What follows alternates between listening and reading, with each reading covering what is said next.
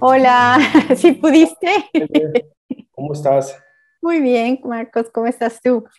Bien, una disculpa. No hay problema, así pasa. Ahí está. Muy bien. ¿Qué tal, Marco? ¿Cómo estás? Bien, muy bien. Un gusto saludarte, un gusto conocerte. Igualmente, igualmente, mucho gusto conocerte. Y estás en Guadalajara, ¿verdad? Estoy en México, en Guadalajara. Sí, es correcto. ¿Cómo está allá el Sí. climita? ¿Padre? Híjole, no, está ¿Calorón? insoportable. Sí, no estamos acostumbrados a este clima, la verdad.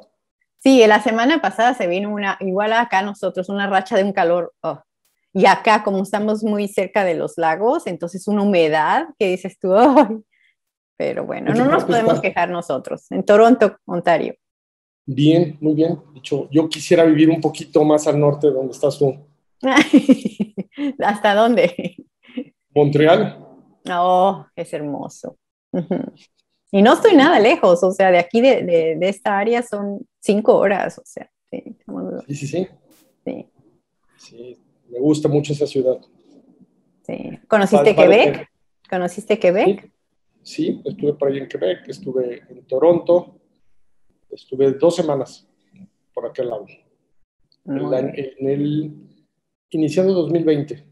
Oh, entonces te tocó estuviste salvado de que no te dejaran salir o entrar o algo así, ¿no? Apenas, es correcto, a punto de que no te dejaran salir porque está por llegar el COVID. ¿En qué mes fue? Enero. Enero. Estuve en enero del 7 al 17 más o menos, Mm. 18. Fíjate qué cosa, yo también, yo volé después de 8 años en septiembre del 2019. Yo dije, no, me regreso hasta como en abril. Y por alguna cosa u otra tuve que adelantar mi regreso. Yo regresé febrero, la primera semana de febrero del 2020 y luego, bolas, encerrarnos. Híjole, sí, sí, Sí, sí, sí, un aprendizaje muy fuerte. mucho. Pues si quieres comenzamos, Marco. Me gustaría mucho que quisiéramos un poquito de historia, qué estudiaste, cómo fue caminando tu vida profesional y que te ha llevado a donde ahorita te encuentras. Bien, déjame te platico un poquito. Yo nazco en la ciudad de Guadalajara, soy una mezcla de mamá norteña y de papá tapatío. Me toca la fortuna de nacer aquí en Guadalajara, soy el mayor de una familia de 3 hermanos, soy el mayor, tengo 2 hermanas que siguen de mí. Nazco en una familia de médicos, Mm. madre médico, papá médico, entonces, pues de alguna forma se permea la medicina en todo nuestro desarrollo del día a día, nuestra vida, porque era lo habitual, ¿no? Ya casi aprendíamos a recetar, pero bueno, no llegamos a tanto. Pero te platico esto porque tiene que ver el cómo decido estudiar mi carrera. Yo estudio primero de mi formación de lo que llamamos la secundaria en México, Ujú. el junior high de los Estados Unidos pudiera ser el equivalente. Yo decido estudiar una formación técnica inclinado hacia el tema de electrónica. Y es la primera vez que conozco la electrónica y me gusta mucho. Más adelante, mm, al casi terminar la preparatoria, yo durante el desarrollo de la preparatoria, yo estoy pensando que voy a ser médico.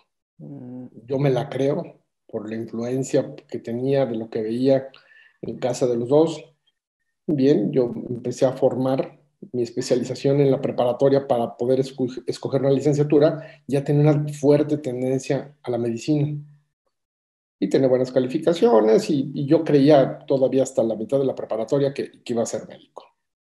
Dije, a lo mejor voy a requerir de licencia para matar. Dije, bueno, entonces, ¿qué ocurre? Pues me doy cuenta en el último año de la preparatoria que no me llena mucho, que no me llena, no es algo que me haga feliz. era muy interesante. Yo decía, bueno, si llego a estudiar medicina, yo tenía dos restricciones. Dije, no quiero estudiar en una escuela pública ni privada, necesito una formación más formal. Dije, pues está la escuela militar de Mm. medicina.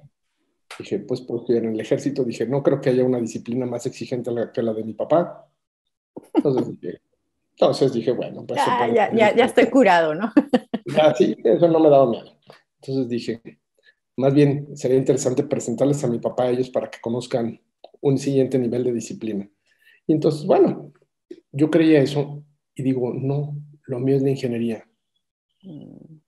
Y dije, dentro de la ingeniería, ¿cómo me doy cuenta? Yo empiezo a acompañar a mis compañeros de la preparatoria a investigar las carreras que quieren estudiar. Empiezan a ir a las universidades a pedir información, folletos, donde trae todo el contenido de la carrera, qué hacen, a qué se dedican, en fin. Y entonces despierta mi curiosidad. Y yo digo, ahí es donde me doy cuenta que quiero ser ingeniero, porque empiezo a ver el ámbito en donde trabajan, lo que hacen. Dije, no, yo debo ser ingeniero. Dije, no, yo no, médico no. Entonces, ¿qué ocurre? Pues antes de finalizar, unos meses antes de finalizar la preparatoria, pues se me ocurre decirle a mis papás, no, hombre, eso causó no, un shock existencial en casa. Más con mi padre, no con mamá. Mm. Mamá pues se sorprendió, pero mi papá no, dejó de hablarme. Entonces, y ya cuando se decide hablarme, como un mes después me dice, ¿y por qué quieres estudiar ingeniería? Dice, esos cuates son fachosos, locos, tienen una forma de pensar tan distinta, tan contradictoria con todos los demás, dice, que a veces no saben lo que quieren. Dije, pues me gusta, y yo siento que mi camino es ese. Y fue muy difícil, y por fin nos convencí de entrar a estudiar ingeniería electrónica. Decidí estudiar en una universidad aquí en Guadalajara, es una universidad de formación jesuita, Ujú. que es el ITESO, y ahí hago mi carrera en ingeniería electrónica. Al terminar esa formación, pues me doy cuenta que una de las cosas que más me gustan es el tema de la estadística. Me gustan los números, pero desde el punto de vista de análisis, de investigar el porqué de las cosas, las tendencias, qué origina el que los comportamientos cambien, en fin. Y entonces decido que ese ámbito me gusta. En aquel entonces no existía la industria que tenemos hoy en Jalisco, toda esa industria electrónica, y si tú querías trabajar tenías muy pocas oportunidades para trabajar. Tenías que salir de la ciudad y las pocas oportunidades que había aquí eran en ventas. Y si tú querías ser vendedor, dices, bueno, híjole, estudié esto para enfocarme en vender, yo sentía que no era lo correcto. Ahora entiendo el aspecto de los vendedores, la formación, lo que ganan, en fin, muchas cosas, pero bueno, no era mi ámbito, sigue sin serlo. Y entonces vienen a la universidad por tercer año consecutivo Sony de San Diego, que en ese momento era el rey de las televisiones a nivel mundial, ¿no? Entonces vienen desde lo que es Rancho Bernardo en San Diego a reclutar gente al ITESO. Mm. Y se llevaban más o menos en promedio cada año entre 7 y 10 ingenieros máximo Wow. para diferentes ámbitos. Y me toca la suerte que en mi generación ser uno de los 7 que se llevan. Pero no solamente uno de los 7 que se llevan, el único que tiene la oportunidad de trabajar en el área de calidad. Entonces me toca empezar trabajando en el área de calidad. En aquel entonces, mi primer puesto era ingeniero de revisión de diseños, Design Review Engineer.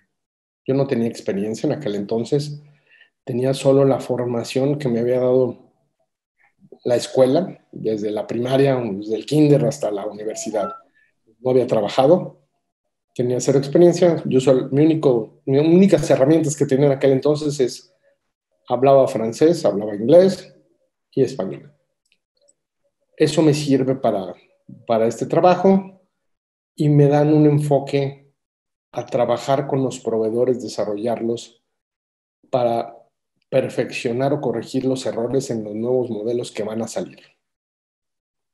Entonces empiezo a trabajar en cuestiones de confiabilidad, ver cuáles son los defectos o problemas que tienen los prototipos que van a salir dentro de 2 años. Y así empiezo a trabajar en algo muy técnico, muy de ingeniería, y tenía que ver todavía con electrónica. Posteriormente, fallece mi padre. De hecho, el día de hoy casualmente cumple 25 años que falleció. Y fallece mi padre y decido regresar a Guadalajara. Porque estaban mi madre y mis 2 hermanas en ese entonces solas. Decido regreso. ¿Y qué ocurre? Busco trabajo. En aquel entonces todavía existía Kodak. Me contratan en Kodak. Pero la sorpresa es que Kodak me contrata y me manda a Rochester, a Nueva York. Órale. Un poquito más lejos. San Diego estaba cerca, estaba 3 horas en vuelo de avión. Ahora se puso más interesante, ¿no? Ahora te mueves a 6 horas de distancia, un poquito más. Y entonces empiezo a trabajar ahora en la extinta línea de productos médicos que tenía Kodak en aquel entonces. Hacía electrocardiógrafos, electroencefalógrafos, analizadores de sangre, o sea, todo el equipo médico que conocemos en los hospitales se fabricaba con la marca Kodak. Hoy en día es parte de Johnson & Johnson. Y bueno, eso me hace quedarme unos años en el extranjero. De ahí empiezo a migrar, empiezo a estudiar un poco más de inglés, a tratar de formarme, y en la escuela me toca conocer un finlandés que acababa de llegar y estaba aprendiendo o perfeccionando el inglés como yo. Y entonces ese finlandés me dice, oye, ¿tú hablas español? Bien. Dice, a mí me acaban de traer de Finlandia, de Nokia, yo era el director nacional de Nokia, y me acaban de traer para Philips, porque Philips quiere empezar a desarrollar la marca Philips de telefonía celular en todo el continente americano. Y yo me voy a acercar. Yo necesito un ingeniero que hable bien español para que me ayude en todo lo que es Sudamérica. Wow. Entonces, porque en Sudamérica tenían una tecnología más avanzada que la que tenemos en Centroamérica o en México, por la influencia europea que siempre han tenido, ¿no? Entonces ellos trabajaban con tecnología GSM, que estaba más avanzada que lo que teníamos en aquel entonces en México, y entonces empezaron por Sudamérica, ¿no? Chile, Argentina, Venezuela, toda esa parte, y entonces me toca empezar a desarrollarme. Y bueno, pasan los años, yo sigo trabajando muy enfocado en la industria de manufactura, en la parte de calidad, hasta que la vida en algún momento, después de la crisis de las Torres Gemelas y demás, que hay una recesión fuerte, sale una oportunidad ahí. Yo empiezo a trabajar con estándares en una empresa electrónica en aquel entonces, aquí en Guadalajara, que era la industria electrónica con más certificaciones ISO en su sistema de gestión. Teníamos 9 diferentes estándares que ninguna otra industria electrónica tenía en el país. Y eso me permite aprender mucho. Se da la recesión y entonces me vuelvo consultor independiente. Yo sentía que no estaba listo porque decía, los consultores pues tienen canas, ahora las tengo, en aquel entonces no tenía canas. Y yo decía, pues un consultor debe ser una persona preparada, con experiencia, que ya echó a perder, que tiene historias que contarte, ¿no? Entonces dije, pues a mí todavía me falta echar a perder. Entonces todavía sentía que no estaba listo y, oh sorpresa, me demuestro que no. El bagaje que tenía anterior de las empresas transnacionales en Estados Unidos me permitió una formación dentro del área de calidad en herramientas que ahora son sumamente conocidas. Empiezo trabajando con los japoneses y entonces empiezo a conocer los conceptos de Lean Manufacturing, directos de la fuente, directos de los japoneses, ¿no? Que hoy en día pues es una metodología, es una filosofía de vida muy fuerte, muy conocida en los negocios, en todos los ámbitos de la industria, en manufactura, en la parte de logística, en la parte de salud, en la parte de construcción, ¿sí? en la parte de servicio. Y bueno, yo lo conozco primero en la parte de manufactura, el famoso Lean Manufacturing, el Toyota Production System. Y me vuelvo especialista en esa parte, en mejorar procesos y hacer cambios culturales dentro de las organizaciones. En aquel entonces me toca también con la influencia de las empresas norteamericanas, ellos no usaban Lean, ellos utilizaban Six Sigma porque era la corriente que traían por parte de los norteamericanos, ¿no?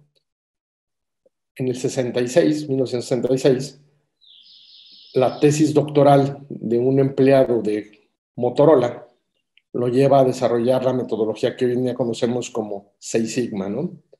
Y en aquel entonces, pues como esas buenas metodologías nacen en la industria, no nacen en la escuela. Hoy en día se fueron las escuelas, pero quien las inventó y las desarrolló es la industria.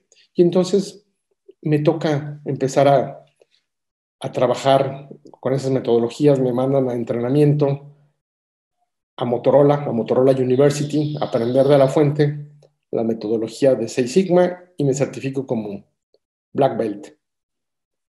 Es un proceso largo, un proceso como de un año, no como el día de hoy que se han abaratado tanto las certificaciones, sino que se ha perdido el sentido y se ha vuelto más bien un negocio de venderte un papel sin demostrar todo lo que se entendía y se aprendía en las dos metodologías. En el tema del Lean, yo me acuerdo que tenía que estudiar primero un libro por cada herramienta. Entonces era muy pesado. Hoy tomas un curso de 6 meses y dices, ya aprendí. Ándale, qué interesante, ¿cómo? Tal vez a lo mejor tiene una metodología como la de Matrix, tal vez. No. Donde pegan el software y ya lo aprendiste rapidísimo. Y entonces, en el caso de Six Sigma es algo similar. Te exigen un proyecto que tienen que validar los financieros en el estado de resultados, que es cierto, si no, no te certificas. ¿Quieres crecer de grado? Ahora tienes que desarrollar a gente para que llegue al mismo nivel que tú tienes en ese momento y tú pasar al siguiente nivel. Eso no sucede ahora. Yo soy profesor en la universidad, una de las universidades más prestigiadas de este país, que es el Tecnológico de Monterrey, desde el 2008. Sí. Y Nos dicen, perdón que te interrumpa, pero no sé, pero yo también me gradué del TEC y perdón, pero mis respetos, o sea, no, nadie nadie le llega, ¿verdad? Y nos dicen malinchistas, no, es que la verdad que no, pero bueno, perdón que te interrumpí, pero tenía que ver. No. Yo creo que tiene que ver con los estándares, con la calidad, con lo que se busca, con tener claro qué es lo que ofrecen. Quizá sí hay universidades que puedan competir al nivel, pero creo que son muy pocas. Una de ellas está en Puebla, pero es una universidad, un solo campus, que es la Universidad de las Américas en Puebla, que tienen pases directos con algunas universidades en Estados Unidos. Entonces, eso es interesante. Quizás no está al mismo nivel, pero tienen un campus comparado con la cantidad de campus que tiene el TEC de Monterrey con infraestructura el día de hoy, ¿no?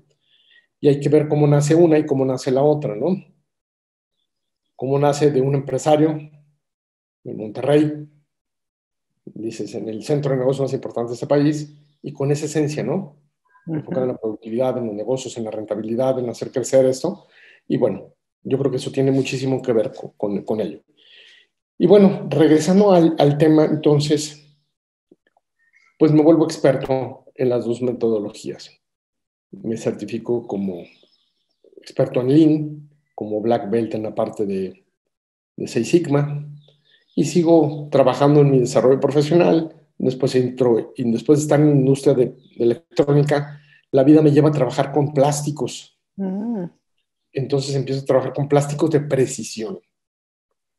Plásticos de precisión donde el ensamble es crítico, entonces las dimensiones tienen que ser muy puntuales. Hablas de milésimas o centésimas de pulgada. Entonces la presión es muy alta, además de que tienes que considerar los índices de contracción de los plásticos, ¿no? Entonces, el corte del acero y, en fin, otras características.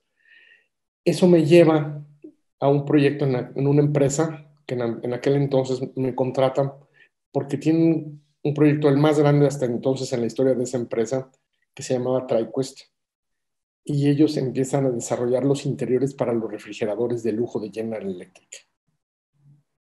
Los top mount, y los side by side, las puertas dobles, la primera vez que sale de congelador arriba, separado, de G-Profile, y algunas partes para el siguiente nivel que es Monogram, que son los refrigeradores de super lujo para los chefs, ¿no? Refrigeradores de $10,000 en adelante. Órale. Entonces, pues tienes que hacer cosas con mucho cuidado, además de que son piezas transparentes en su mayoría, que no tienen que tener imperfecciones. Entonces ya te imaginarás, era hacer partes de plástico con cumplimientos de 6 sigma. Cuando dice 6 sigma, es que en un lenguaje coloquial solo se te permiten 3 errores en cada millón de piezas que fabricas. Órale. Eso es 6 sigma.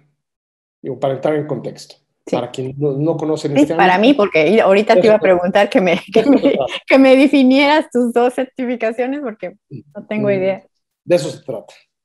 Entonces, bueno, dentro de las culturas, si hablamos del tema de Lean como tal, como metodología, como filosofía, lo que busca es buscar la estabilización de los procesos y la mejora continua a través de la eliminación de la grasa. Por eso es Lean, delgado, esbelto. ¿Qué es la grasa? Todo lo que no le aporta valor al cliente. ¿Qué es eso que no aporta valor al cliente? ¿A qué le llamamos grasa? A los desperdicios. Los desperdicios, para quien no entiende esta industria, en la parte de la metodología se le llaman limitantes de la productividad. ¿Qué limita a cualquier trabajador o empresa a llegar a su máximo aprovechamiento? Y entonces existen 3 factores muy importantes que tienes que atacar con la filosofía. El primero es que no existan sobrecargas. La sobrecarga es exigir más de lo que puede dar a una persona o a un equipo, una máquina. Oye, ¿cuál es el origen de las sobrecargas? El origen de las sobrecargas se da por una razón muy sencilla. O que no tienes medidas de seguridad industrial y entonces la gente se preocupa más por cuidar su seguridad que por trabajar. O si lo hiciste, entonces no consideraste ningún factor de ergonomía. La gente sigue pensando tristemente que la ergonomía es tener una silla bonita, cómoda y que permitas trabajar a gusto. No, si lo piensan así, están muy limitados. La ergonomía tiene que ver con todo tu entorno. Tienes la iluminación adecuada, tienes las herramientas de trabajo, tienes el ambiente, y el ambiente entiendes en ruido, la temperatura, como ahorita, y si está haciendo mucho calor, yo no puedo trabajar, no rindo igual. Entonces, eso me limita a ser productivo. La segunda fuente son las fuentes de variación que surgen del diagrama de causa y efecto de Ichikawa, de la espina de pescado famosa que conocemos los ingenieros, ¿no? Que son las 6 M's. O sea, los métodos. O sea, si yo no tengo los métodos para hacer el trabajo, pues ¿cómo sé que lo voy a hacer bien? La mano de obra. Si yo no tengo al personal adecuado y contraté a gente con menos capacitación, pues ¿cómo quiero exigirle? Que no está preparado y no está certificado. Ok. Las materias primas o los materiales. Resulta que yo compré ahora algunas materias en China, otras pues parece que son piratas y otras pues sí son el proveedor original. Pues no van a tener el desempeño que tú esperas y no vas a lograr esa consistencia que necesitas. Vas a seguir limitando tu productividad. La siguiente, maquinaria. ¿Qué sucede con la maquinaria si la maquinaria no le das mantenimiento preventivo? Pues va a fallar en un momento que no esperarías que falle. Y entonces luego escuchamos las excusas de la gente encargada, decir, no, es que los fierros no tienen palabra de honor. Sí, siempre y cuando, si no les das mantenimiento, pues claro que no van a tener palabra. Bien. La siguiente es el medio ambiente. Y el medio ambiente otra vez implica el factor clima, pero para mí el más importante es el factor del medio ambiente laboral. ¿Cómo está la relación con tu jefe? ¿Cómo está la relación con tus iguales? ¿Cómo está la relación con tus subordinados? Si todo no está engranado perfectamente, no esperes buenos resultados. En la vida ya no existen los superhéroes. No puedes ser tú el único que logre todos los resultados. Necesitas del trabajo en equipo. Y finalmente las mediciones.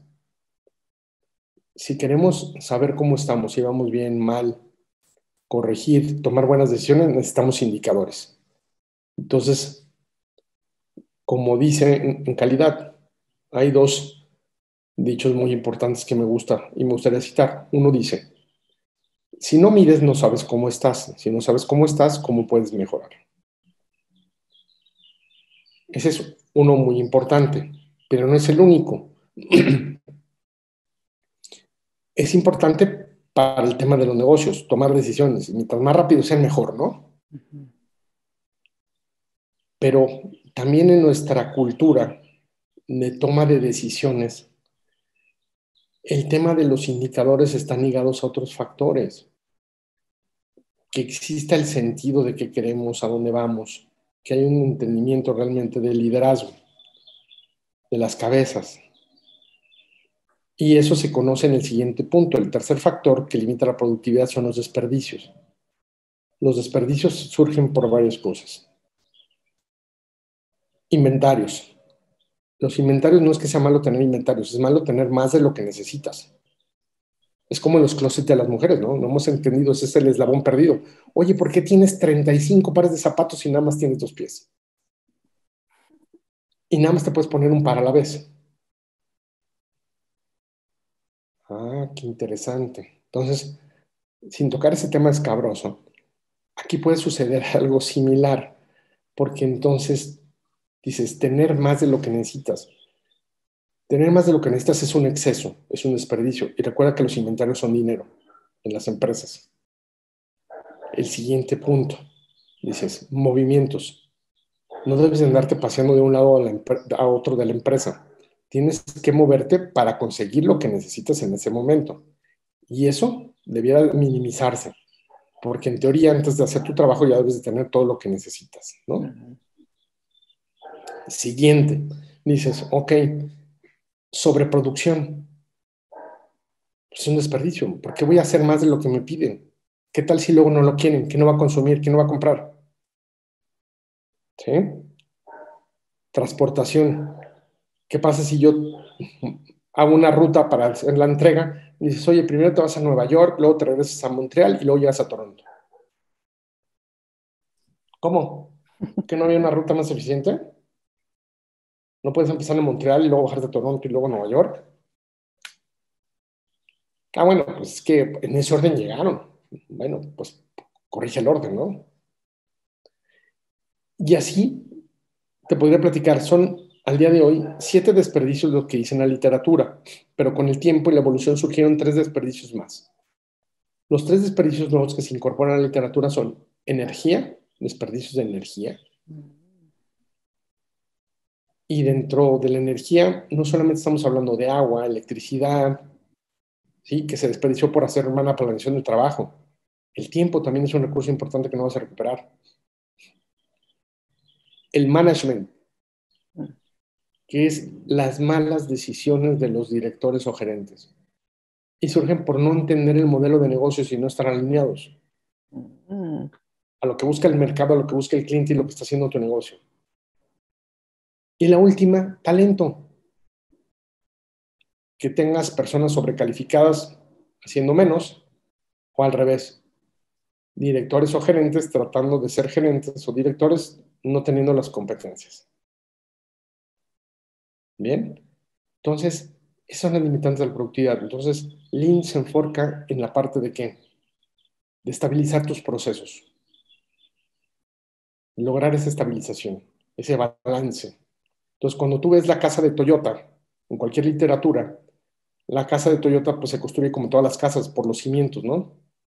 Entonces empiezas por los cimientos que van a fundamentar que un cambio cultural, una forma de trabajar, un cambio en la cultura de trabajo de la organización. Entonces van a cambiar mis hábitos, como los que tenemos que nos enseñaron nuestros padres, ¿no? Oye, fíjate que en mi casa nada más se bañaban los sábados para ahorrar agua. Híjole, aquí es donde entré, se van a bañar diario. Entonces, o te adaptas y aprendes a bañarte todos los días, o buscas otro trabajo en otra empresa, ¿no? Donde se bañen una vez a la semana como tú. Entonces, empiezas por la estabilización y luego tiene 2 columnas. Entonces, antes de llegar a esas 2 columnas y construirlas, tienes que encontrar una sincronización. Y esa sincronización te la va a dar el modelo de negocio que tiene tu empresa. Y eso le llaman Heiyunka los japoneses. Esa sincronización, esa nivelación. Nivelación entre quién, entre tu proveedor, entre lo que tú haces y lo que tu cliente quiere. Para entonces poder cumplir la premisa máxima del Lean, tener solo lo que se necesita, solo en la cantidad que se necesita, en el momento que se necesita, ¿sí? Y cumpliendo las especificaciones que se necesitan, ni antes ni después. Esa es la máxima de Lean. Y por el otro lado, tiene Seis Sigma, que Seis Sigma lo que se enfoca es en reducir la variación. Tiene que ver con el sentido de la letra sigma griega, que tiene que ver con la estadística, que es la desviación estándar. Y la desviación estándar significa variación. Y la variación, hablando estadísticamente, lo que te dice, el significado sencillo, simple, es gráficamente significa qué tanto te alejas de la media. La media es tu referencia, tu meta, donde quieres llegar. Y entonces tal vez como en Plaza Sésamo, tienes que entenderlo. Si estás cerca o si estás lejos. Si estás lejos, quiere decir que tu proceso no tiene control. No tienes ni la mayor idea de lo que estás haciendo. Y si tu empresa está así, es porque Diosito te quiere mucho. Y entonces no has tomado las medidas necesarias todavía. Eres afortunado. Si está cerca de la media, entonces quiere decir que tus procesos son consistentes. Bueno o malo no lo sé todavía, pero es consistente. Y eso te está ayudando a hacer las cosas bien. Entonces, ese es el relato de estas 2 metodologías. Yo soy experto en estas 2 metodologías. La vida me permitió hace algunos años certificarme como Master Black Belt, que es el grado más alto que existe de estas metodologías. Y me he dedicado a implementarlas, pues ya tiene un buen rato. Yo creo que ya tengo unos 20 años de mi vida haciendo esto. Pero lo interesante es que en el 2008 es un parteaguas en mi vida profesional. En el 2008, un buen amigo que dirigía una planta de la industria electrónica aquí en Guadalajara recibe una promoción para dirigir una planta en Estados Unidos, hice como director general. Y él era profesor en el TEC de Monterrey. Y me dice, ¿qué crees? Recibí una promoción y necesito tu ayuda. Va empezando el semestre y yo doy las clases de Lean y de Six Sigma. Y tú eres experto en eso. Dije, sí, pero no soy profesor. Dice, pero eres mi amigo. Entonces dice, bueno, dice, necesito que me cubras, que me ayudas a cubrirme y ya veremos al final de este semestre si contratan a alguien más, si te gusta o qué sucede. Y ve, ya tenemos la respuesta. Tengo desde el 2008 como profesor desarrollando una habilidad que tenía oculta, que no conocía en mí. Soy profesor de cátedra, no soy profesor de tiempo completo, lo hago por hobby, lo disfruto mucho, me gusta el contacto con los alumnos, me autoexige mucho, me demanda, me exige más preparación, me reta. Estas generaciones me encantan porque te retan, son insolentes en ese sentido. Sí, me ha tocado casos muy interesantes en estos años. Voy a citar 2 que son los que más me han marcado.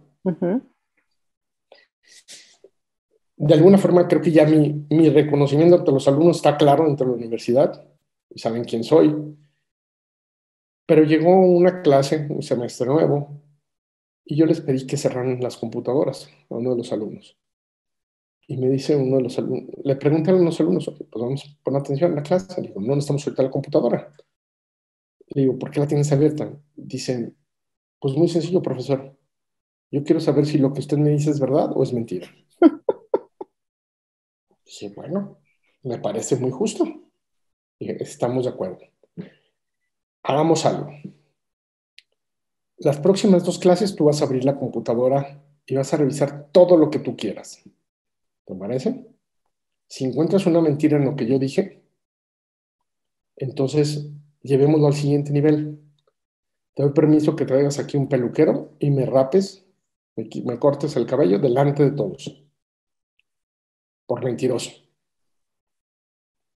Pero si no, entonces yo espero algo similar a cambio. ¿Qué te parece?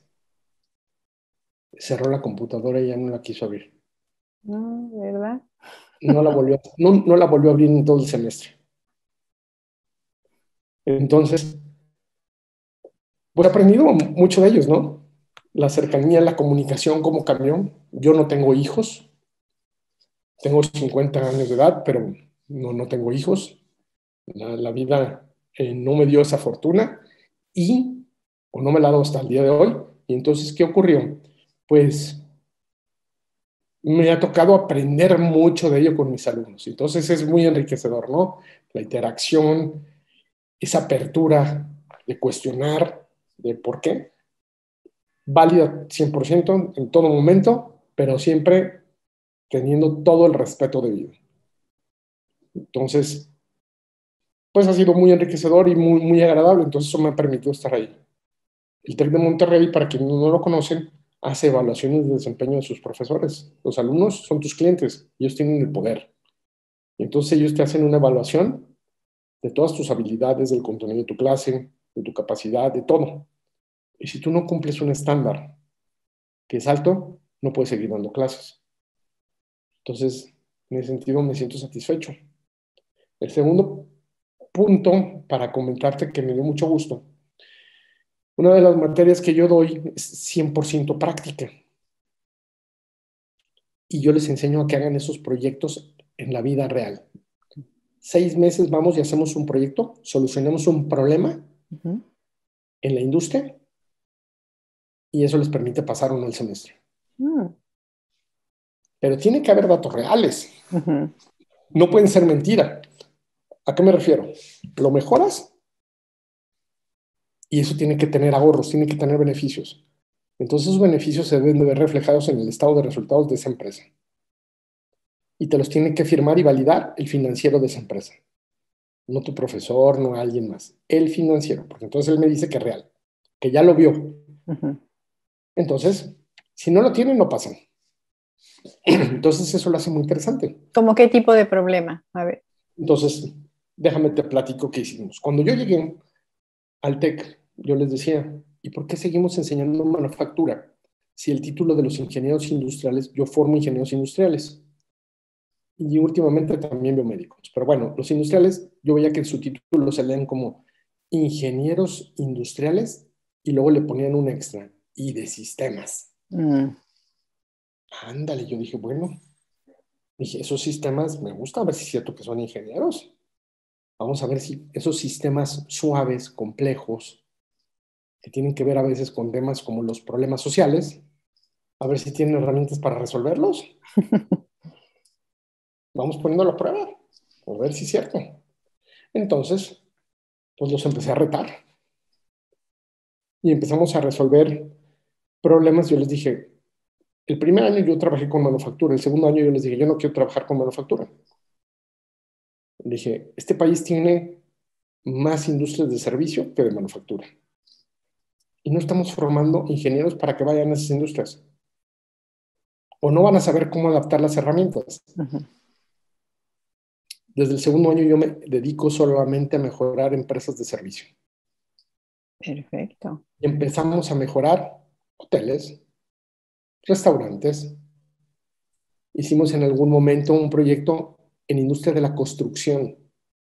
Redujimos los desperdicios de la construcción cuando todavía no existía lo que es hoy Lean Construction. Nosotros ya habíamos implementado Lean Construction.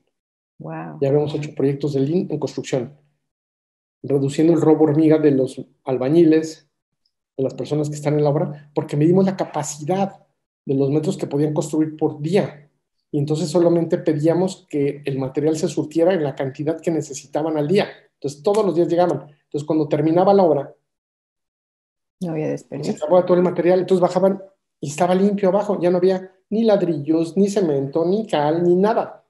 Entonces, aunque quisiera robarte algo, no podías robarte algo porque no había nada. Órale. Y eso te permite también empezar a usar herramientas para sincronizar y estabilizar. Y entonces dices, fue la primera vez en mi vida que conocí carpinteros puntuales. Los carpinteros en México tienen fama de ser, híjole, lo más informal que te puedas imaginar. Más inciertos que el clima. Entonces, ¿qué ocurre? Bueno, para esa obra, el director general puso penalizaciones, dijo, yo les voy a pedir un fondo de tanto dinero y si ustedes incumplen por un día, yo me quedo con el fondo, los despido y traigo una empresa nueva. Entonces los dueños estaban involucrados en dar seguimiento a su gente, no cometer errores. Que eso es algo que falta mucho en nuestra cultura. Seguimiento. Y algo más, consecuencias. Cuando existen consecuencias, no existe impunidad. Pregúntaselo a los políticos. Bien, entonces, ¿qué ocurre? Empezamos a implementar un cambio en la cultura de trabajo a través del Lean. Y entonces empiezas a rendir cuentas, a pedir cuentas sobre los tiempos, sobre las entregas, sobre la calidad de lo que hacen, y la obra termina en menos tiempo de lo necesario. ¿Por qué? Porque la gente había hecho calendarios con holguras por si la regaban, por si tenían un error, por si se les atoraba algo. Y cuando se dan cuenta que si hacen las cosas bien a la primera vez, resulta mejor, dices, wow, qué interesante, ¿no? Pero hasta que no te llevan por un camino nuevo, lo entiendes, lo valoras, le das el peso que tiene, ¿no? De ahí me voy a un ámbito muy especial. Yo le digo que es karma. Y en esta vida nunca te vas a ir sin pagar la cuenta. Lo tengo muy claro. Y el karma me alcanzó. Yo le dije a mi padre que yo quería ser ingeniero, que yo no necesitaba otra licencia más para matar porque ya había suficientes en la casa, que yo no quería ser médico. Y yo me acuerdo que bromeaba muy pesado con él a veces porque le comentaba, oye, ¿te acuerdas? ¿Tú sabes cuáles son las 5 muertes blancas? Me decía, bueno, y hoy en día cada vez es más válido por todo el tema de cáncer, ¿no? Y dices, la leche, la sal, el azúcar, la harina blanca y las batas blancas, los errores médicos. Y bueno, la vida por bocón me hace pagar mi karma y entonces yo empiezo a desarrollar proyectos con mis alumnos en servicios de salud, hospitales. Yo estoy como consultor desarrollando 2 plantas en Estados Unidos en aquel entonces, desde cero, una en Atlanta, otra en New Jersey para una empresa que se llama Cloud Blue, que ellos reciclan todos los assets, todos los activos de las empresas aseguradoras que compran servidores, computadoras en volúmenes impresionantes, ¿no? Yo hago las líneas para que desensamblan, reconstruyan y una parte de lo que sirve lo venden como usado, pero de buena calidad en Centroamérica, otra parte las venden por e-commerce, como piezas, como memorias, como tarjetas, y entonces duplican o triplican las ganancias, ¿no? De lo que compraron. Y yo hago el diseño de las plantas desde cero, la de Atlanta y de la de New Jersey. Y entonces, durante ese tiempo, pues yo me la paso 6 meses en Estados Unidos. Me gusta mucho leer y en aquel entonces consumí 28 libros de Lean Healthcare. Órale. Y empiezo a entender más qué ocurre con Lean. Y entonces en las tardes me da para tropicalizar o customizar, que son palabras que no existen en nuestro lenguaje, que lo correcto sería adecuar. ¿Adecuar a qué?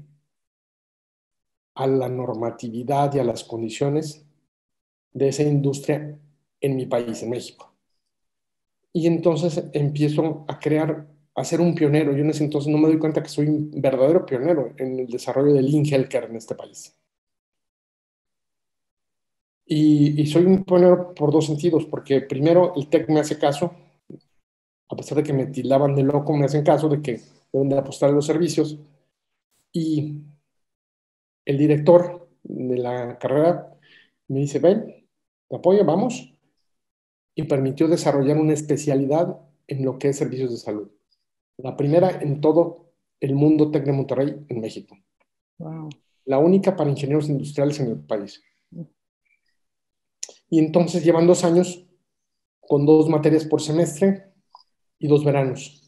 Ese es el paquete curricular que llevan, enfocado solamente en hospitales y en hacer mejoras en él. Y me he dedicado los últimos 7 años de mi vida en la parte docente a eso, a seguir desarrollando y alineando. Entonces, ¿qué ocurre con eso?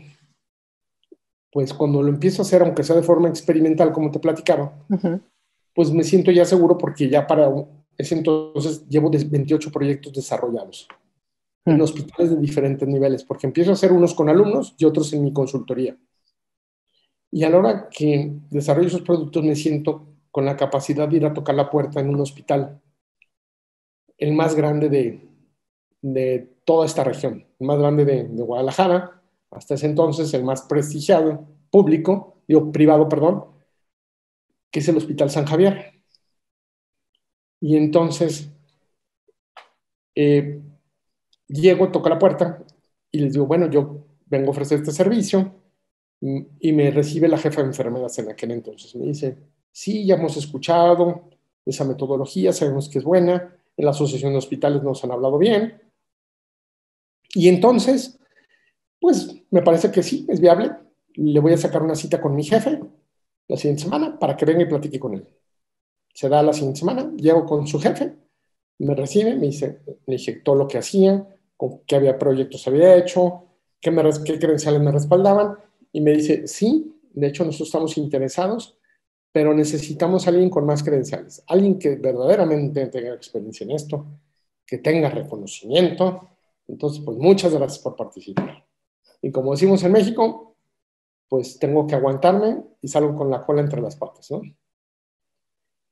Salí muy reflexivo, dije, algo me falta, algo no estoy haciendo bien, algo tengo que madurar, algo tengo que aprender. Y bueno, ¿cómo es la vida? Hablábamos de karmas, ¿no? A la semana me hablan del TEC de Monterrey y me dice el director, Marco, fíjate que un hospital está interesado en el desarrollo y la implementación del InHealthcare. Nos preguntaron si nosotros conocíamos esa metodología y nosotros le dijimos, sí, nosotros tenemos un profesor que está loquísimo, que trabaja aquí y él es el experto en esto, él los puede ayudar. Déjeme, le consigo una cita la siguiente semana para que platique con él aquí en el campus. ¿Y cómo es la vida? Me ponen enfrente de quien me dijo que necesitaba tener credenciales y necesitaba saber para poderlo hacer. ¿Cómo son las cosas, no? Entonces la vida me lleva por medio del TEC a darles asesoría durante un año al hospital. Al terminar, me invitan a trabajar, la accionista principal me invita a trabajar, quedarme a trabajar como director general adjunto, o sea, su brazo derecho, y dirigir el grupo de hospitales que tiene hasta ese entonces, ¿no? Hacerme cargo también de los hospitales que están en playa, en la costa. Ese entonces. Y entonces, pues llego ahí. Y entonces fue muy interesante. Digo, aclaro, nunca despedí al que me dijo eso. Sí, Digo, por si preguntan de que por qué se despidió él, pero no fue no, mi culpa. no fue así. No tiene nada que ver. Él sigue trabajando ahí. Él es el director comercial actualmente de ese hospital, de ese grupo. Y bien, todavía le hablo, entonces sin problemas. Pero bueno, es un aprendizaje para los dos, ¿no? Que la vida te enseña. Claro. Y me quedo, entonces llego al mundo de los hospitales y ahí es donde el día que me hacen el ofrecimiento, que digo, sí, muy atractivo para mí, el hospital más importante, un ingeniero llegando a dirigir un hospital. Sí. Y entonces me acuerdo que el día de la presentación, al terminar la presentación, yo volteé al cielo y le dije, mira. Qué razón. Sí, me trago mis palabras, papi. Sí, así es. Dije, me llevó a donde decía que no me iba a llevar, a hacer lo que tú hacías. Y bien, entonces empiezo a trabajar en el mundo de los hospitales, empiezo a implementar esta metodología, a hacer más eficientes los quirófanos, el proceso de los quirófanos, a disminuir los inventarios, a tener solo lo que necesitas porque es dinero, a mejorar la seguridad del paciente. Pero el reto más grande que me ha dado en ese ámbito mi vida profesional es gestionar el cambio.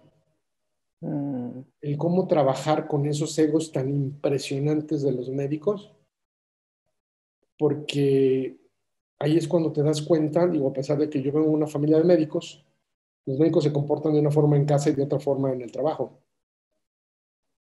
Y entonces, y hay médicos de todo tipo, me queda claro, ¿no? Como las personas, como todos, como todas las carreras. Pero a ellos no los enseñan a trabajar en equipo, ellos los forman para resolver problemas, para salvar vidas de forma individual, porque así es. Entonces, es difícil hacerlos entender que hay que trabajar de manera sistémica, así como se comporta el cuerpo humano. Y es difícil que lo entiendan, porque son muy individualistas y son muy soberbios.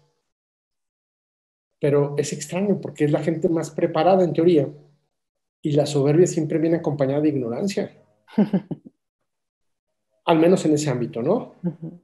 Y entonces, en los primeros años, la pregunta básica, y otra vez absurda, porque no entendían, porque su conocimiento no les permite entenderlo, preguntaban, ¿y qué hace un ingeniero en el hospital? Y entonces, al principio era molesto, a veces no era tan molesto, y tienes que aprender a contestarlo, ¿no? Depende de quién te pregunte. Y tenía tres respuestas, dependiendo de quién preguntaba, ¿no? Desde una muy agresiva, donde decía, pues hacer lo que los médicos no pueden hacer. Administrar bien un hospital, darle sentido. Yo no vengo a recetar, yo no vengo a competir con los médicos. Vengo a darle un sentido de negocio. Vengo a darle un enfoque de negocio. A darle una dirección, un rumbo claro, para que sea más rentable, para que sea más exitoso, para que sea eficiente. O una más cordial. Es decir, bueno, los ingenieros estamos aquí para ayudarlos y facilitarles a ustedes el trabajo, hacerlo más sencillo y que ustedes puedan dar lo mejor de ustedes sin que nada se les atore, sin que nada los detenga. Que tengan todas las herramientas y que el paciente fluya desde que llega hasta que se va de la mejor forma, sin problemas. Y que entonces tenga una experiencia de servicio que recuerden, que lo haga casarse con nuestra marca, que lo haga regresar, que convirtamos el hospital entonces en una love mark. Y entonces es cuando entiendes el sentido de cómo Lean te ayuda a modificar el cambio, a gestionar ese cambio, la cultura de trabajo, encontrar un nuevo modelo de trabajo, a sincronizarlo con los requerimientos normativos de esa industria, a garantizar la seguridad del paciente, que eso quiere decir que no se ponga peor de como llegó por nuestra culpa, por nuestros errores, por nuestras negligencias, y le causemos un evento adverso, porque es la forma elegante de decirle a los errores, a las regadas, ¿no? O peor aún, un evento centinela, que le causemos un daño permanente, o peor aún, que lo matemos. Entonces, en la industria hay muchas herramientas que te permiten hacer eso, pero que se desconocen en la industria de los hospitales. Hay mucha experiencia en la industria aeroespacial, hay mucha experiencia en la industria automotriz, en la de telecomunicaciones, y te puedo citar muchos ejemplos. Se puede aprender mucho de una industria de telecomunicaciones que para mí tiene la mejor metodología de trazabilidad. Y tú sabes que la trazabilidad en la industria de los servicios de salud es crítica para los medicamentos, para los pacientes. Pero aún así están a años luz de tener una trazabilidad tan exigente, tan demandante como un estándar de Tele 9000. O gestionar los riesgos como lo hace la industria automotriz desde el 82, con una columna vertebral con herramientas desde la introducción de nuevos servicios, desde el mapeo de procesos, identificar los riesgos, mitigarlos, darle seguimiento y controlarlos para asegurarse que no haya riesgos, se minimicen o se eliminen. Eso significaría que el paciente va a estar muy seguro. Indudablemente va a estar mejor cada vez de cómo llegó. Y por último, la industria aeroespacial. ¿Cómo prevenir? cómo prepararte para ir más allá, cómo planear o planificar para que las cosas salgan bien a la primera, cómo ensayas. Y finalmente, la vida nos llevó a Disney University a aprender servicio. Yo me di cuenta con el paso de los años en el hospital que tenemos que aprender servicio, pero de los que sí saben servicio. Y entonces dijimos, ¿quién sabe de servicio? Disney. Y fuimos a Disney University a aprender servicio. Pero también teníamos mucho que aprender de los hoteles, de AAA, de las certificaciones de 5 diamantes, de los restaurantes, de los hoteles, que te crean una experiencia de servicio. Y entendí que había 4 factores muy importantes que tienen que ver con todos estos procesos de ingeniería y de salud. Y los voy a citar. Entonces me doy cuenta que lo que he aprendido de calidad, que viene de Deming, que es el padre de la calidad, pues tenía mucho sentido. Y entonces decías, ese ciclo de calidad tan básico, el Plan, Do, Check, Act, que crea Deming, que lo toma de su maestro Schubert, pues se puede aplicar a cualquier industria.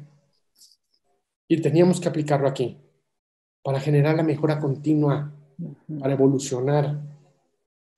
Y luego decimos, híjole, aparece un señor que inventó la palabra estrés porque su inglés no era muy bueno. Y se apellida Saile. Era un psico-neuroinmunólogo. Y él descubre que la salud mejora cuando el ambiente, las condiciones externas a ti, te permiten relajarte, te permiten distraerte, te permiten olvidarte del problema de salud que tienes. ¿Qué quiere decir eso? Haz un hospital que parezca menos hospital, para que se me olvide que yo no estoy en hospital. Entonces, si el hospital parece hotel, yo me relajo más. Eso fortalece mi sistema inmune y yo me puedo ir más rápido del hospital, que eso te interesa a ti como hombre de negocios, porque tú quieres que las camas se ocupen y se desocupen lo más rápido posible. Y luego viene otro tercer factor. Madre Teresa de Calcuta, ¿no? Con su dicho tan fuerte, ¿no? De que si, del tema del servicio, ¿no? Y entonces dices, pues lo que vendemos es servicio.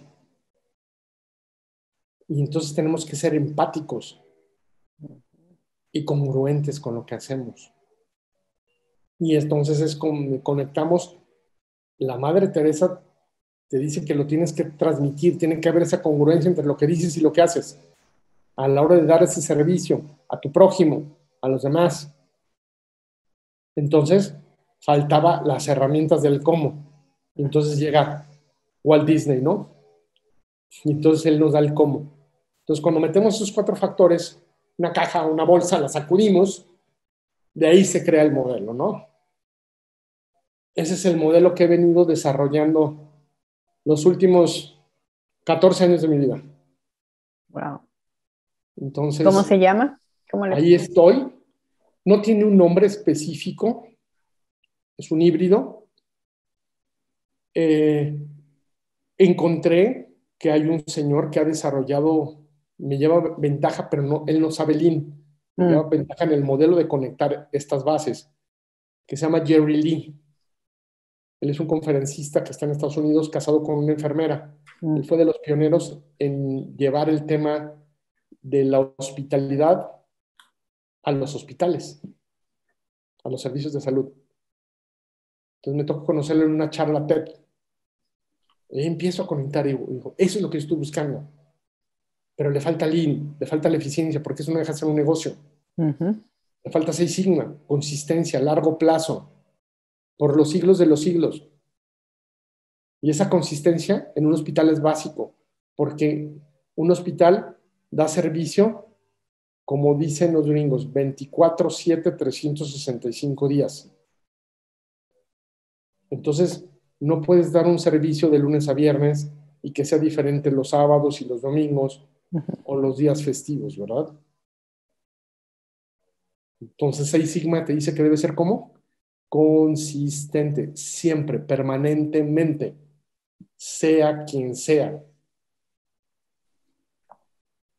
Que todo Entonces, mundo tenga la misma experiencia siempre. sí, es correcto. Hacia allá voy. ¿Lo hemos logrado? No, seguimos en el camino. ¿Por qué digo que no lo hemos logrado? Tengo muy claro el camino, porque el camino implicaría un cambio cultural muy fuerte, al menos en nuestro país. Mm. Te explico el detalle. En un hospital, el 30% de la nómina es la plantilla de enfermería. Entonces, las enfermeras en nuestro país anteriormente solo tenían preparación técnica. Últimamente ya salen formadas como licenciadas, tienen una licenciatura, pero tiene pocos años de eso. Entonces habría que elevar su nivel Ujú. y sus competencias para luego meterle una dinámica como las empresas de manufactura, donde lo que estás haciendo es buscar el desarrollo de equipos autodirigidos, ¿no? Los famosos self-directed groups, ¿no? Que son básicos en una empresa de servicio, porque si no les das las herramientas, no los puedes empoderar. Si no los empoderas, no tomen las decisiones.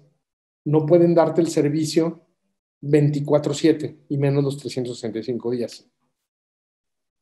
Entonces, todavía estoy en el proceso de llegar a qué? A crear el primer equipo autodirigido en un hospital. Actualmente estoy trabajando de manera independiente, pero estoy en un proceso de acercamiento. Posiblemente en las próximas semanas regrese a dirigir un hospital. Y eso me va a permitir confirmar ese modelo. Perfecto. ¿Ya no das clases? Ahorita ya no estás Sigo dando dando clases. clases en línea, no he dejado de dar clases, lo disfruto mucho. Ujú. Ayer, por cierto, hice examen final a uno de los grupos. ¿Cuántos alumnos? 20, Ujú. 20 alumnos en ese grupo. Actualmente creció, fíjate que se amplió mi cátedra porque antes daba solo clases en la escuela de ingeniería, ahora doy clases en la escuela de negocios también. Órale, qué padre. Ahora también formo contadores, financieros, administradores, y eso es todo un reto, porque eso también me permite fortalecer mi parte financiera, que Ujú. es necesaria para el desarrollo de negocios, ¿no? ¿Cómo la vida siempre te va brindando lo que necesitas, ¿no? Para, Sí, no hay casualidades, lo tengo muy claro. Son diosidencias y las tienes que agradecer. oh, muy bonito, diosidencias, es cierto. Esa diosidencia tiene que ver con algo, lo aprendido, la vida me lo enseñó, porque las personas llegan a tu vida por algo. Dos razones. O te van a dar una lección que necesitas aprender, buena o mala, pero es una lección que debes aprender. O llegan a tu vida para aprender algo de ti. Entonces, cualquiera de las dos son buenas. Ujú. También he aprendido que en ese mismo sentido, cuando alguna persona te pide ayuda, bríndasela sin interés, sin esperar nada a cambio, porque no sabes en qué momento la vida te pondrá del otro lado. Ujú. Ah, ah. No, no, si de veras tenías, si decías tú que no sabía, nunca había sido maestro, o sea, tienes esa facilidad, o los años te lo dieron o ya lo tenías de naturaleza, la manera de envolver y de que todo el mundo se quede así cautivado. Ah, muchas gracias, Marco, la verdad, excelente, excelente. Creo que a muchos nos vas a, aunque a mí ya me dejaste, dije, ay, canijo, porque aprender. A mí siempre mi pasión ha sido, ¿qué aprendo? ¿Qué aprendo más? Y como la vida se encarga de que, lo que aprendí aquí lo puedo aplicar acá. Una de mis invitadas me decía que ella se había graduado también y que llega a un trabajo y la ponen a hacer cosas simples como, ¿me cuentas cuántas personas entran? Y luego su ego, híjole, yo estudié para esto, que no sé qué, dice, pero la verdad lo tomé de otra manera y nunca sabes esa pequeña cosa cómo va a influenciar en tu proceso de aprendizaje para que el día de mañana puedas hacer algo mejor. Claro, acuérdate que aprendemos y normalmente el 80% de lo aprendemos de manera visual. Entonces, aprender a observar es diferente. Es como la diferencia entre oír y escuchar. Entonces, aprender a analizar lo que estás viendo te da un aprendizaje muy grande. Es parte de la esencia del Lean. El maestro del Lean, el gurú, quien desarrolla esta metodología, Shingeo Shingo, empieza por ahí. Empieza por observar, por entender cómo se hacen las cosas, paso 1, paso 2, paso 3, paso 4. Y desde ese proceso de observación encontramos oportunidades de mejora, encontramos los errores, encontramos los riesgos. Yo les pongo un ejemplo muy sencillo a mis alumnos. Los procesos tienen un orden. Si no seguimos ese orden, nos vamos a vestir como Superman. Y los dejo pensando, ¿cómo como Superman? Digo, sí. ¿Tú cómo usas los calzones? ¿Te los pones debajo del pantalón o te los pones como Superman? Sobre el pantalón.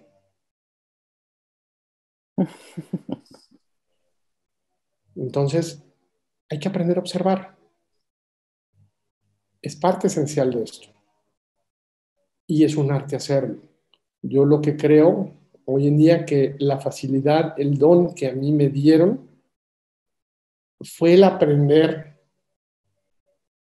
a aterrizar el conocimiento. Porque leo mucho, pero el tema no es leer, el tema es cómo trasladas del papel a la práctica, cómo aterrizas las cosas y haces que se vuelvan realidad. Porque un problema en los libros es que los libros nunca te dicen cómo. Eso no me gusta. Y me he tardado tanto. Tengo 3 años escribiendo un libro que no he terminado. Porque el sentido que quiero darle es solamente decir cómo. No me importa hacerme rico con el libro. No es el propósito. El propósito es compartir conocimiento a alguien para que entonces haya tenido sentido el venir a esta vida y aportar algo de valor para los demás. ¿Cómo creo que lo puedo hacer? Una forma lo estoy haciendo con mis alumnos, creándoles un sentido crítico, enseñándoles a pensar, a tomar decisiones, a reflexionar, a ser objetivos, a ser respetuosos. Pero la otra tiene que ver con transmitir el conocimiento a los demás. Mucha gente es egoísta. Yo no. Tengo muy claro que cuando compartes aprendes 3 veces más. Entonces, dale la receta. Aún dándole la receta no la van a hacer igual que tú. Exacto. No tienen tu sazón. No seas egoísta y vas a ganar más. Entonces, creo que el camino va por ahí. Perfecto. Muchas gracias, Marco. Muchas gracias. Para Gracias. cerrar, ¿me puedes compartir un refrán o un pensamiento? Híjole, fíjate que aquí hay algo interesante. Quizá tiene que ver con el día de hoy que te lo compartías. Sí, El aprendizaje y lo que nos deja la gente que queremos claro. es invaluable. No tiene un precio. Más cuando la gente con amor te lo da, te lo comparte. Cuando te lo comparte y lo haces parte de ti, te marca, lo atrapas, lo adoptas y lo aplicas. Eso pasa con los hábitos y lo que nos dejan nuestros padres, nuestra familia. Pero en la vida laboral ocurre lo mismo. Terminemos influyendo en la gente, aprendamos a hacerlo respetuosamente, aprendamos a hacerlo sin límites, compartamos lo que tenemos, porque pasamos más tiempo en el trabajo que en nuestra casa. Entonces, eso va a marcar más a las personas. va a hacer que tengamos mejores personas en nuestro país, en nuestro planeta, en nuestra ciudad, y eso debe de repercutir en que tengamos una mejor sociedad. Yo sigo pensando que esto no debería tener fronteras, debería ser más homogéneo, deberíamos ser más libres. Pero para eso tenemos que tener el mismo nivel todos, tenemos que ser más homogéneos, tenemos que elevar unos el nivel y otros bajarlo un poquito para ser más empáticos. Entonces, pero el principio es este. Empieza con amor, empieza con compartir, empieza con esa libertad. ¿Por qué? Porque lo que tengo claro que el diferenciador más grande en las empresas son las personas. Y el talento de las personas y lo que hacen las personas no se puede copiar. Y ese es tu diferenciador más grande. Es lo que te hace único. Y eso que te hace único es lo que le transmites a tus clientes. Y es lo que los atrae, es lo que los cautiva a quedarse contigo. Ese es el verdadero branding. Ese es el posicionamiento de tu marca. Ahí se casaron con tu marca. Pero nació de todo ese trabajo que hay atrás. En nuestras familias se aplica igual. Muchas gracias. Muchas gracias, Marco. Un abrazo. A ti, muchísimas gracias. Gracias por compartir este tiempo. Gracias por tu invitación. Me sorprendió. Dije, ¿cómo dio conmigo habiendo tanta gente en este planeta? Dije, llegaste a mi vida cuando te necesitaba. Ya estoy. Lo que nunca he sabido es cómo llegaste conmigo, cómo diste conmigo. En LinkedIn. Yo lo sé, pero hay muchos currículums en LinkedIn, hay millones. Mira, la verdad, estoy invitando a todo el que se quiera, todo el que se quiera invitar, la verdad. No tengo ninguna restricción. Ninguna restricción. Bien, claro, es importante compartir, de todos aprendemos, es súper importante. Entonces, muchísimas gracias y seguimos en contacto. Bien, y ojalá esto lo compartas. Claro que sí. Yo me gusta compartirlo también en mi LinkedIn, me da mucho gusto si me lo compartes para compartirlo en la red. Esa es la intención. Se edita, se hace una pequeña foto promocional, yo te mando las ligas ya editadas y tú lo puedes compartir en tus plataformas también. Bien, te mando un fuerte abrazo de regreso. Igualmente, cuídate mucho, hasta luego. Muchísimas gracias. Hasta luego, bye bye.